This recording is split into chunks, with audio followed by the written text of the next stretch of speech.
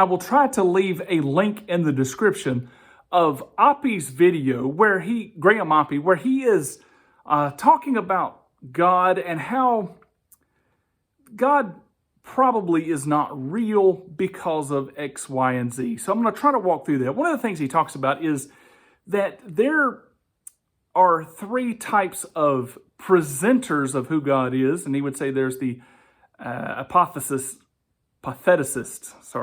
and the analogous, and then the literalist. And out of those, the apatheticist are the ones who say that we can't tell you exactly who God is. We can't tell you anything about his actual essence. We can just tell you what he is not. And to that, Oppy would say, well, if you can't tell me who or what God actually is, then I don't have any way to venerate or worship that kind of a God. So, let's dismiss that topic. Then he goes on to the analogous. And basically, and I'll put this in my own words, basically there are those that appeal to very ambiguous terms that have like one meaning in relational context. And Matt Dillahunty's kind of pointed this out before, like we're saying that we have a relationship with human beings, and then we're taking that term and then ambiguously applying it to God as if it was the same thing. And he's like, that really doesn't tell us a whole lot about God's actual essence, since you're kind of changing the terminology or whatnot. And then he points and gets more, he attacks the literalist at that point of anyone that says anything specifically about God. And I think that's more along the lines of, like, if somebody says that God is omnipotent, omnipresent, or omniscient, that they are talking around God, maybe causal, but not actually talking about God's essence. And so his entire point is, when are you ever going to tell me about God? Like, when are you actually going to tell me about the real essence of who God is? And so he dismisses those first two, and then he begins to attack the third position. But there are some major flaws in Oppy's thinking here that we want to attempt to address.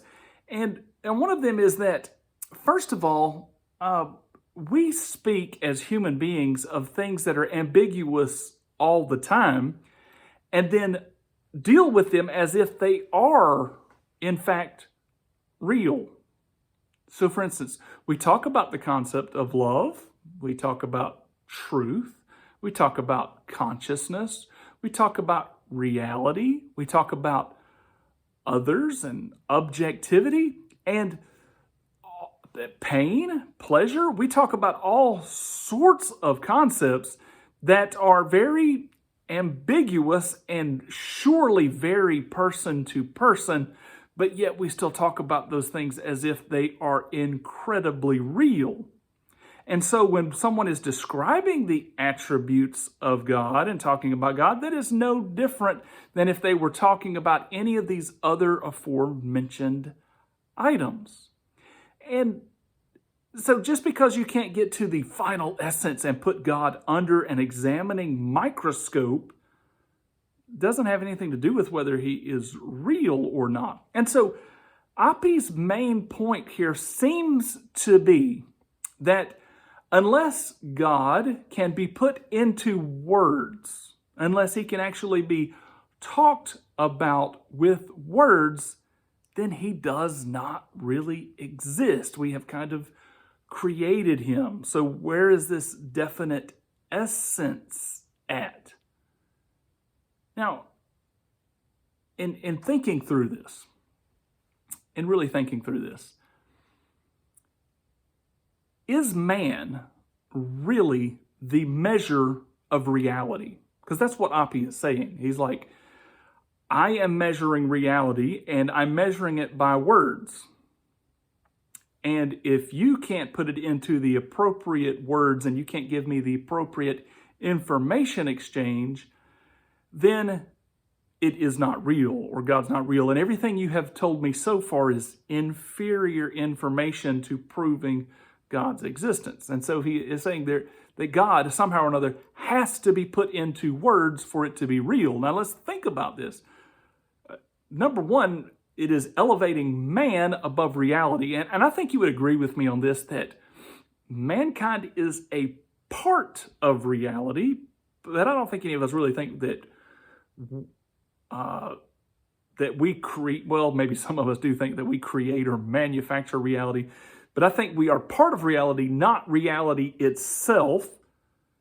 And so reality was here before me, reality will be here after me, but I'm not the measure of what is actually real or not. Reality is apart from me. Talking about ambiguous terms here, like trying to figure this mess out for certain.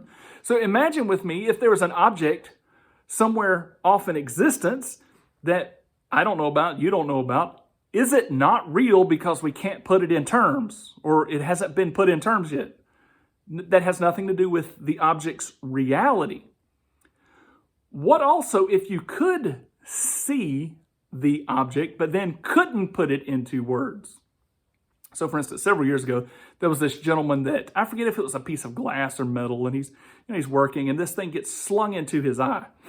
And so he goes to have it removed, and after they remove it, he's like, as he's healing, he's like, man, I am seeing some wild stuff here. He had some vague, analogous terms, some ambiguous terms. It's like, I'm seeing some crazy things here. And they were like, well, what are you seeing? He's like, I don't know. So they do some testing, and they come to find out that some way, shape, or form or fashion that he is actually seeing ultraviolet light. Somehow or another, he had now begun to see ultraviolet light. And they were like, well, so explain it to us. Like, what's it like? We'd really like to know. He's like, I don't know how to explain it.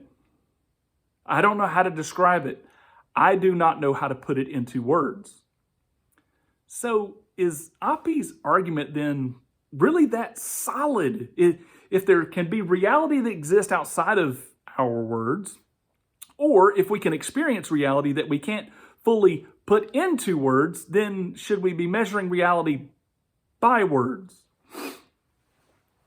Now let's just say you say absolutely, yes, reality has to be expressed in words. Well, then I have a different angle for you.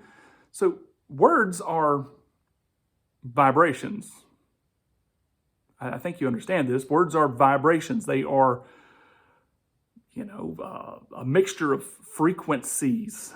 And, everything around us is vibrations. Like light and sound are both vibrations, correct? And so everything then is vibrations. And so, if God really exists, then he must be a vibration somewhere.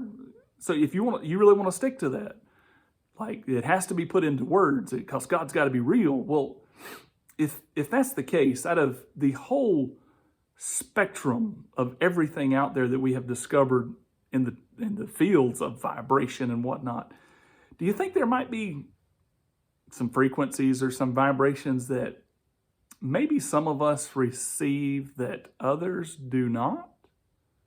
Could it be possible that God actually really does speak to human beings, and maybe you're not keyed into that? But actually, I think you probably know what I'm talking about, and you should pay more heed to this truth.